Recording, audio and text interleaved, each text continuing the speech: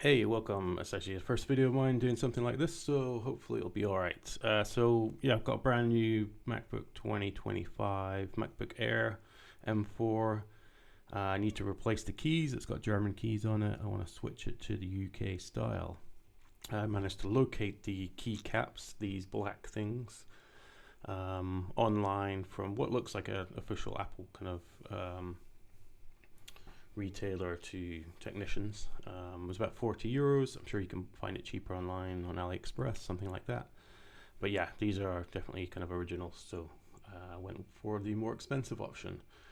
So important to note, there's some other videos online for different MacBooks. And the process is slightly different for different models. I found that out when I tried to take the first one off, even though I read the guides as much as possible. The process is still the same, but it's just upside down.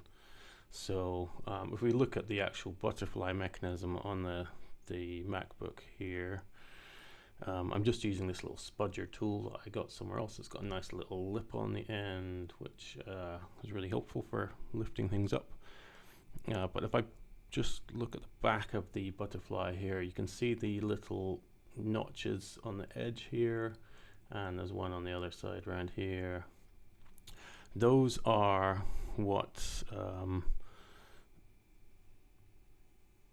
these little pieces here latch into, and you basically want to slide those underneath to capture the little notches on there. So you don't want to kind of try and force them on, you just slide those parts in, and it's actually the pieces here at the bottom of the keycap. I'll try and get a better image so you can see they're kind of like little things that you can push down and attach onto the bottom of the butterfly mechanism.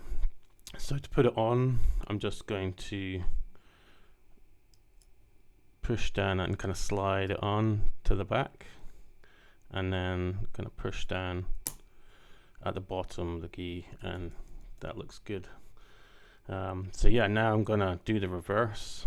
So in some videos you'll see them trying to take it from the top, but actually we're gonna take it from the bottom. So I'm just gonna gently put my spudger under the bottom. I might hold the top of the key there, and then just go to the edge and slowly lift it until you hear a click.